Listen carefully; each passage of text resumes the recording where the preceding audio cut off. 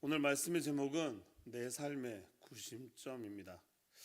오늘 묵상은 우리가 살아가는데 있어서 무엇을 가장 중심에 두고 있는지를 물어보고 있습니다. 그래서 오늘 묵상은 질문이 참 많습니다.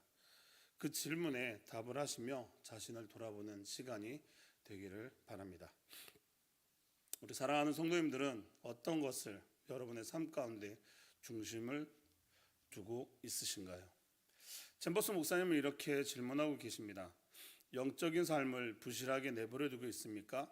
아니면 주님의 속죄를 당신의 모든 삶의 중심에 두고 있습니까? 예수 그리스도께서 당신의 삶의 모든 분야를 다스리고 계십니까? 라고 질문을 하고 계십니다. 오늘 묵상에서 이 부분은 굉장히 중요합니다. 주님의 속죄가 우리의 모든 삶의 중심이고 예수 그리스도께서 당신의 모든 삶의 모든 분야를 다스리고 계시느냐를 묻고 있기 때문입니다. 내어드림이죠. 여러분의 삶을 주님께 내어드리는 삶을 살고 계시느냐 묻고 있습니다. 우리는 하나님과의 바른 관계를 갖기 위해 노력을 많이 합니다. 또 그런 삶을 살아가려고 하죠. 그런데 모두 다 그렇게 살고 있지는 않다라는 것이죠. 어떤 이들의 삶은 주님께 내어드리는 삶이 아닌 세상의 복을 향해 달려가는 그런 삶을 살고 있는 사람도 있기 때문입니다. 그럼 여러분의 삶은 어떻습니까? 여러분의 삶에 가장 큰 힘을 주는 요소는 무엇입니까? 다른 사람을 위한 헌신이나 봉사입니까? 하나님을 위해 일하려는 노력입니까? 세상의 일에는 최선을 다하는데 영적인 삶은 부실하게 내버려 두고 있지는 않는 것이죠. 하지만 많은 성도님들이 이렇게 살아갑니다. 우선은 내 삶이 중요하고 내 삶의 질을 높이기 위해 최선을 다합니다. 세상에서만은 아니죠. 교회에서도 열심히 섬깁니다. 그런데 그 마음 가운데 그리스도의 속죄로 인한 은혜가 아니고 이렇게 열심히 섬기면 복 받으니까 복 달라고 열심히 하는 사람도 있다라는 것이죠. 우리의 삶 가운데 중심이 예수 그리스도의 은혜가 아니고 세상의 복이라는 겁니다. 그래서 챔버스 목사님은 이렇게 질문하고 있습니다. 예수 그리스도께서 당신의 삶의 모든 분야를 다스리고 계십니까? 만일 하나님의 구심점, 주님의 속죄가 내 삶에 가장 큰 영향을 주는 중심이라면 삶의 모든 영역에서 주님을 위해 열매를 맺는 것입니다. 그리고 내 삶의 구심력이 되시는 그분을 깨닫기 위해 많은 시간을 들여야 합니다. 라고 말씀하십니다. 우리 삶 가운데 가장 중심에 두어야 하는 것, 그것이 바로 예수 그리스도의 속죄라는 겁니다. 그러면 삶의 모든 영역에서 주님의 열매를 맺게 된다는 겁니다. 주님의 열매가 무엇일까요? 그리스도의 복음 맞습니다. 그리고 또 생각나는 건 성령의 9가지 열매가 생각이 났습니다. 갈라디아서 5장 22절에서 23절을 보면 오직 성령의 열매는 사랑과 희락과 화평과 오래 참음과 자비와 양성과 충성과 온유의 절제니 이 같은 것을 금지할 법이 없느니라. 아멘. 이 앞가지 열매들은 그리스도가 중심에 있는 사람들에게 나타나는 열매입니다. 우리 성도님들은 어떤 열매를 소유하고 계신가요? 그 값진 열매를 잘 소유하셔서 예수 그리스도를 나타나는데 잘 사용되어지기를 축복합니다. 그리고 오늘 묵상에서도 한 열매를 소개하고 있는데요. 그것이 바로 중보기도입니다. 그 중보기도는 하나님께서 영광 받으시는 진실한 열매를 맺는 숨겨진 사역이라는 것이죠. 그 중보기도에는 덧도 없고 극단도 없고 교만의 위험도 없다는 것입니다. 우리 세움누리교회에서도 하나님께서 영광 받으시는 그 사역을 월요일, 화요일, 목요일에 하고 있습니다. 그런데 우리가 한 번 더 점검해 봐야 되는 부분이 있는데요. 그것이 바로 중보기도가 무엇인가입니다. 중보기도에서 가장 조심해야 되는 것, 우리가 얼마 전에 배웠었는데 기억하시나요? 바로 연민입니다. 중보기도 대상이 마음이 아프고 빨리 회복되어야지 하는 마음을 갖는 건 당연한 겁니다. 그런데 하나님의 뜻, 하나님과의 계획과는 상관없이 저 사람 지금 불쌍하니 빨리 낫게 해주세요, 저 사람 기도 응답해 주세요 하고 떼쓰는 것을 중보기도가 아니라는 것이죠. 그런데 우리는 그런 중보기도를 많이 한다는 겁니다. 그래서 중보기도를 할 때는 다른 사람을 향한 우리의 인간적인 연민을 버리고 그들을 향한 하나님의 관심으로 대처하는 것이 중보기도라 말합니다. 무엇을 버려야 한다고요? 다른 사람을 향한 연민을 버려야 합니다. 바로 다른 사람을 향한 개인적인 동정심을 가지고 주님께 나와 그들을 위해 기도하는 것이 중보기도가 아니라는 것이죠. 인간적인 동정심 때문에 오히려 하나님의 뜻을 앞서가거나 거스리는 어리석은 일에 빠지지 말아야 한다는 겁니다. 우리가 하나님을 완벽하게 신뢰하지 않으면 능력 있는 중보기도는 불가능합니다. 우리의 인간적, 개인적인 동정심은 하나님의 계획을 보지 못하게 합니다. 우리의 이러한 마음은 하나님 계획을 막아서는 어리석음에 빠지게 되고 하나님을 대적하게 된다는 것이죠. 결국은 하나님과 나와의 관계가 파괴되는 겁니다. 그러므로 하나님과의 일치가 중보기도의 열쇠인 것이죠. 중보기도는 모든 것을 맡기고 의지하는 것입니다.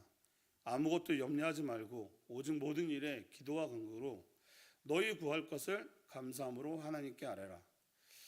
그러므로 중보기도는 철저히 내 뜻이 아닌 하나님의 뜻에 내 마음과 생각을 맡기는 행위입니다. 그것이 바로 아까도 강조한 것처럼 하나님과의 일치를 이루는 방법입니다. 다시 말해 중보기도의 대상에게 향한 하나님의 뜻과 계획을 알게 해달라고 기도해야 하는 것입니다. 우리가 중보기도로 하나님께 나아갈 수 있는 유일한 이유는 예수 그리스도의 속죄, 주님께서 우리의 죄를 담당하셨기 때문에 주님께서 우리의 죄를 대신 담당하셨기 때문임을 잊지 말아야 합니다. 그래서 다시 한번 강조를 합니다. 중보기도는 나의 의지대로 이루어지길 요구하는 것이 아니고 하나님의 뜻이 이루어지길 구하는 것임을 잊지 마시기 바랍니다. 그런데 조심해야 할 것이 한 가지 더 있습니다. 기도 응답에 대한 감사입니다. 중보기도 요청을 통해 많은 분들이 기도 응답을 받습니다. 하나님의 뜻이 이루어졌다고 소개를 하고 있죠. 그런데 정작 응답받은 결과를 가지고는 내가 뭔가 더해서 응답을 받았다고 말하는 분들이 있습니다. 그것을 조심해야 한다는 것이죠. 어떠한 결과물이든지 그것이 기도 응답으로 와닿았다면 그것으로 감사하면 됩니다.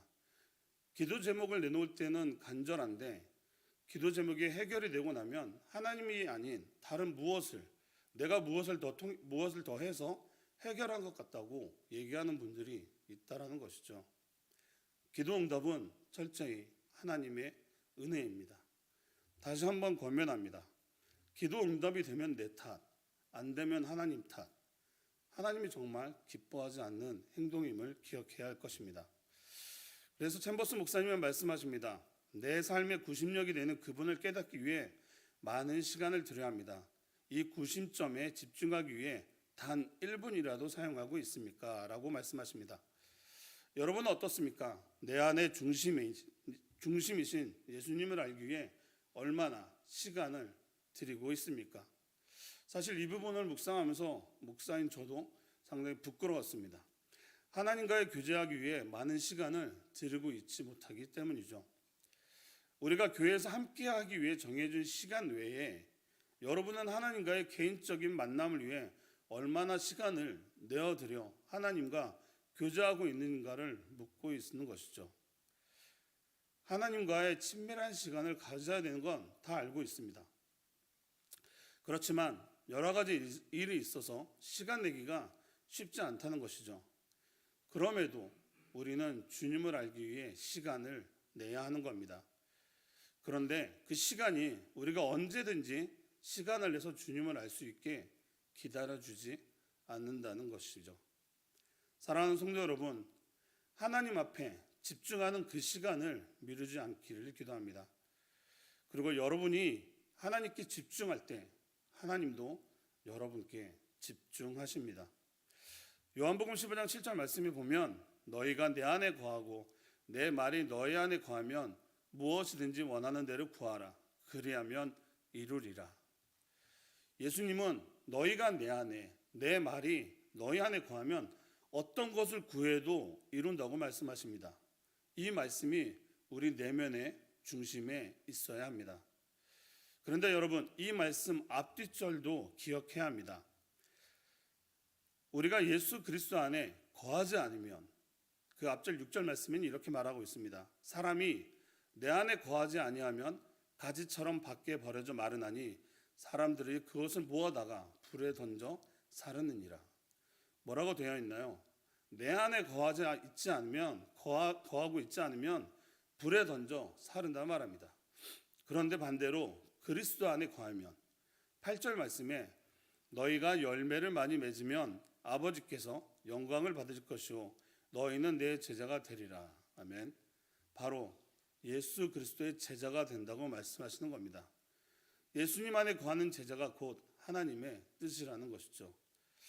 사랑하는 성도 여러분, 우리 모두 함께 예수님 안에 거하는 우리가 되기를 축복합니다. 말씀을 마무리하겠습니다. 오늘 묵상은 8번의 질문을 통해 8번의 질문을 우리에게 주고 있습니다. 그중 몇 가지 질문을 다시 한번 들어보겠습니다. 나는 주 안에 거하고 있습니까? 주 안에 거하기 위해 시간을 들이고 있습니까? 나의 삶에서 가장 큰 힘을 주는 요소는 무엇입니까? 주님의 속죄를 모든 중심에 두고 있습니까? 잼버스 목사님은 오늘 묵상에서 하나님께서 영광 받으시는 진실한 열매를 맺게 하는 숨겨진 사역, 중보기도에 대해 말씀하시고, 내 삶에서 가장 위대한 힘을 발휘하게 하는 것은 주님의 속죄여야 합니다라고 말씀하십니다. 우리에게 가장 영향력을 미치는 것이 우리를 변화시킨다는 것이죠. 나의 삶이 변하지 않고 있다면 그리스도의 속죄가 내 중심에 없다는 것입니다. 그러므로 우리에게 가장 영향력을 끼치는 것, 봉사나 섬김을 통해 듣는 사람들의 칭찬이 아닌 예수 그리스도의 속죄가 내 마음의 중심에 자리 잡고 있어야 한다는 것입니다. 그리스도의 속죄가 우리의 구심점이 되어 우리의 삶이 변해야 하는 겁니다. 사랑하는 샘들의 성도 여러분, 하나님 안에 거하기 위해 시간을 내어 드리십시오. 자기 중심적인 생각을 버리고 예수님 안에 거하는 제자가 되기를 기도합니다. 예수님이 삶의 구심점이 되어 모든 선택과 출발 그리고 마지막이 예수님이 되기를 다시 한번 축복합니다. 기도하겠습니다. 하나님 감사합니다. 우리는 우리의 삶 가운데 중심을 어디에 두고 있습니까? 세상입니까? 아니면 주님의 속죄입니까? 주님을 내 마음에 중심을 내어드린다고 하지만 세상을 살아가면서 쉽지 않습니다. 주님, 우리를 더욱더 말씀과 기도로 무장할 수 있도록 힘을 주시옵소서. 우리의 삶이 주님과 동행하는 삶이 되게 하여 주시옵소서. 또한 중보기도를 통해 하나님이 기뻐하시는 진실한 열매를 많이 맺게 하여 주옵소서. 예수님 이름으로 기도드립니다.